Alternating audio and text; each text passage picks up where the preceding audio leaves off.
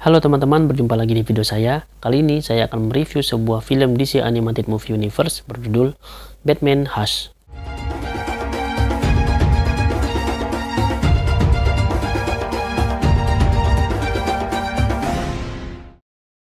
Batman Hush adalah sebuah film dari DC Animated Movie Universe yang diangkat dari sebuah komik berjudul sama yang dikarang oleh Jeff Loeb dan Jim Lee.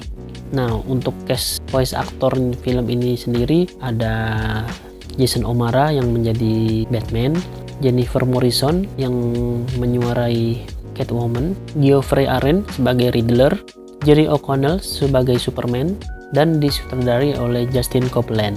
Untuk ceritanya sendiri, Batman Hush ini menceritakan tentang Batman yang kewalahan menghadapi musuh misterius bernama Hush. Jadi di awal cerita terjadilah sebuah penculikan anak, di mana para polisi ini telah membawa sejumlah uang tebusan untuk menyelamatkan anak tersebut.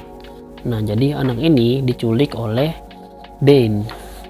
Namun untungnya Batman berhasil menyelamatkan anak tersebut dengan mengalahkan Bane, sehingga uang tebusan tersebut tidak perlu dipakai. Namun belum sempat si Batman ini mengamankan uang tebusannya, tiba-tiba uang tebusannya itu hilang, dan ternyata uang tebusan itu dicuri oleh Catwoman. Nah, si Batman yang melihat hal ini pun langsung mengejar Catwoman untuk mengambil uang tebusan tersebut. Nah, terjadilah scene adegan kejar-kejaran antara Batman dan Catwoman meloncati gedung-gedung dengan grapple-nya ya, dan Catwoman dengan alatnya sendiri. Nah, ketika sedang kejar-kejaran ini, tiba-tiba ada sosok misterius yang menembakkan senjata ke grapple-nya Batman, sehingga talinya putus dan membuat Batman terjatuh dari ketinggian. Catwoman nih yang selagi kejar-kejaran melihat si Batman nggak ada di belakang, bingung, loh Batman pergi kemana. Akhirnya ia melihat ternyata Batman ini jatuh. Nah, akhirnya si Catwoman ini turun untuk menyelamatkan Batman yang jatuh dari ketinggian.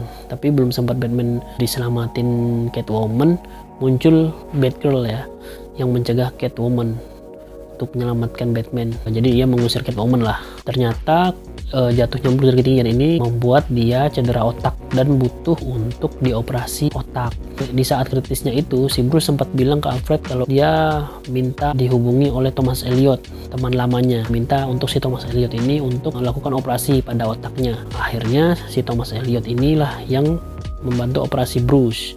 Kebetulan kalau Thomas Elliot ini memang dokter ya, dan terbukti akhirnya si Bruce ini sembuh, dan 2 minggu kemudian dia sudah bisa beraktivitas kembali menjadi Batman. Si Batman pun kembali mengusut kejadian tersebut karena baginya semuanya begitu janggal.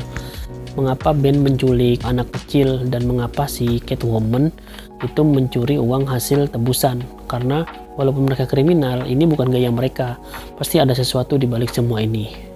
Nah, usut punya usut, ternyata penjahat-penjahat ini dipaksa dan disuruh oleh seseorang, dan seorang itu adalah bernama Hush. Hush ini masih misteri ya siapa, dan Batman juga tidak tahu. Tapi yang Batman tahu pasti, si Hush ini sepertinya punya dendam pribadi dengan Batman, dan sepertinya ia juga tahu identitas asli Batman yang sebenarnya.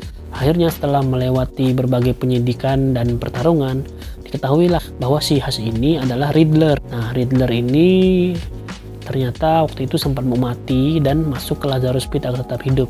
Ketika ia masuk ke Lazarus Pit lah, Riddler mengetahui identitas Batman, seperti kayak kebukalah pikirannya. Namun pada akhirnya si Riddler berhasil dikalahkan, dan ya dunia selamat lah seperti semula. Yang saya suka di film ini adalah ada roman antara Batman dan Catwoman yang tidak ada di komiknya, tapi ada di film ini.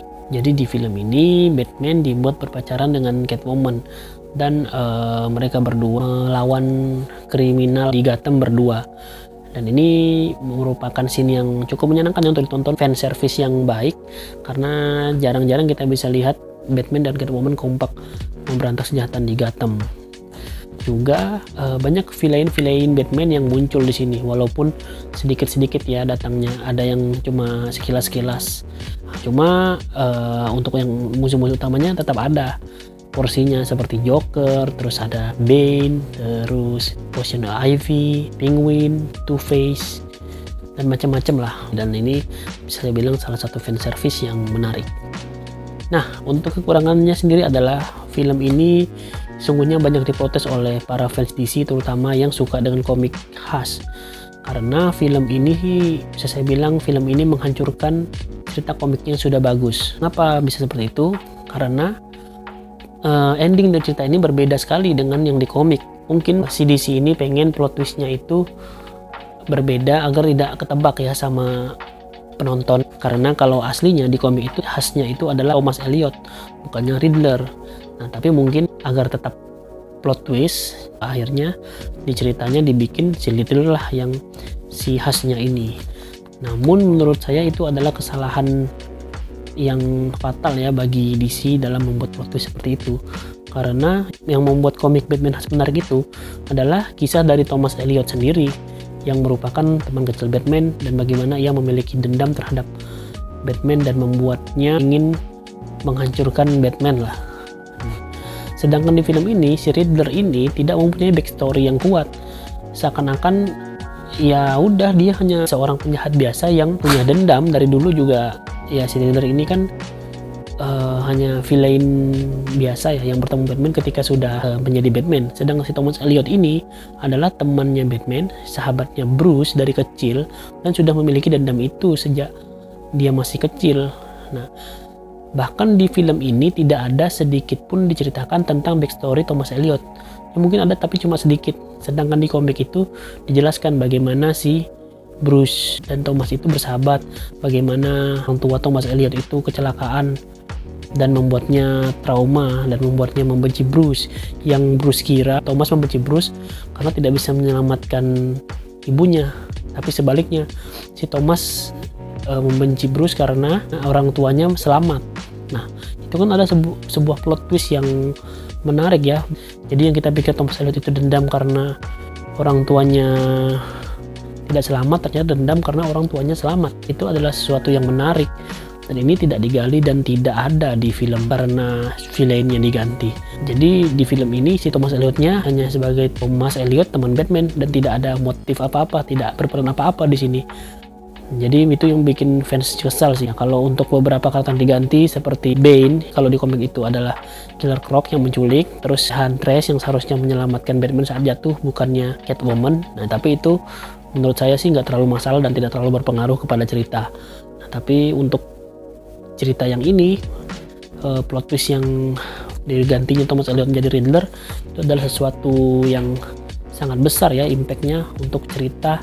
Dan mungkin saja Batman khas itu komiknya berhasil karena cerita Thomas Elliot itu sendiri. Jadi kalau misalnya diganti sama lead Riddler yang tadi, menghilangkan esensi dari cerita Batman khas itu. Tapi itu menurut opini saya ya. Mungkin teman-teman lain yang udah pernah baca komiknya punya pendapat sendiri tentang mengapa Batman khas ini bagus. Tapi kalau menurut saya itu. Oke, kesimpulannya film Batman khas ini adalah sebuah kegagalan dari DC Comics mengangkat cerita komik ke versi animasi. Walaupun begitu, kalau kamu mau nonton ya silakan saja sebagai referensi atau apa. Tapi kalau kamu kecewa atau kamu merasa kok seperti ini filmnya, nah silakan baca komiknya saja biar kamu tahu bagaimana cerita aslinya. Jadi untuk skor, saya beri film ini skor 6/10. Oke, sekian saja review dari saya. Terima kasih buat kamu sudah menonton video ini sampai habis. Untuk kamu yang suka video seperti ini, jangan lupa untuk klik like, komen, subscribe, dan bunyikan lonceng agar kamu tidak ketinggalan video saya yang berikutnya. Terima kasih untuk kamu sudah menonton video ini sampai habis. Semoga video ini bermanfaat dan sampai jumpa di video saya yang berikutnya. See ya.